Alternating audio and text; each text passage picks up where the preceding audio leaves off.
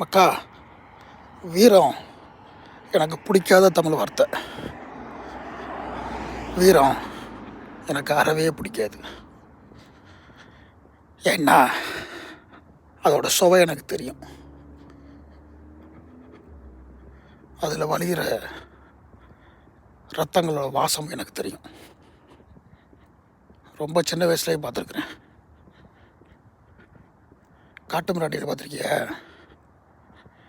நான் பார்த்துருக்குறேன். நீ சினிமாவில் பார்க்குற வெட்டுக்குத்து காட்சிகளை நான் சின்ன பையலாக நேராக நின்று பார்த்துருக்குறேன். எனக்கு வீரம்னா என்னென்னு தெரியும். அதனால தான் பால் தேவரை பார்த்துட்டு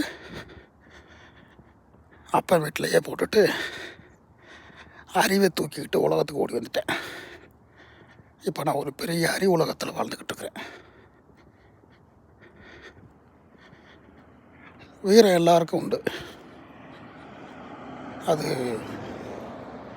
தனித்திறமை இல்லை, அது பொதுத்திறமை. ஆடு மாடு கோழி பாம்பு பூரான் பூச்சி எல்லாத்துக்கும் இருக்க வீரம். எல்லாத்துக்கும் இருக்கிற ஒன்றை வச்சு நம்மளை வேணால் அடையாளம் கண்டுபிடிச்சிக்கலாம்.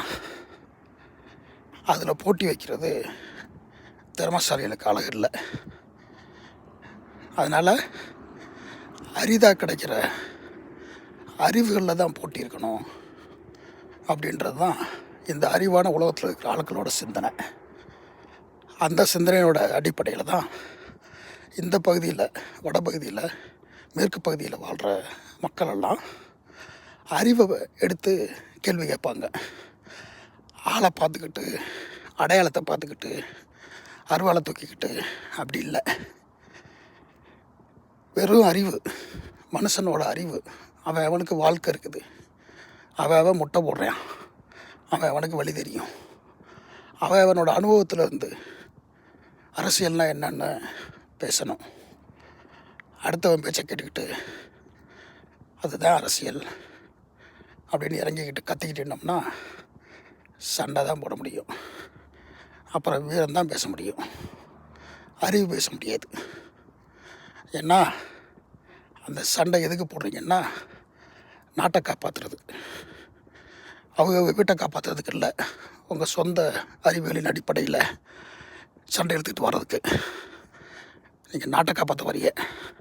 அதனால் பொது அறிவியல் அடிப்படையில் சண்டை இழுக்கணும், சொந்த அறிவுகளை சோதிக்கணும்.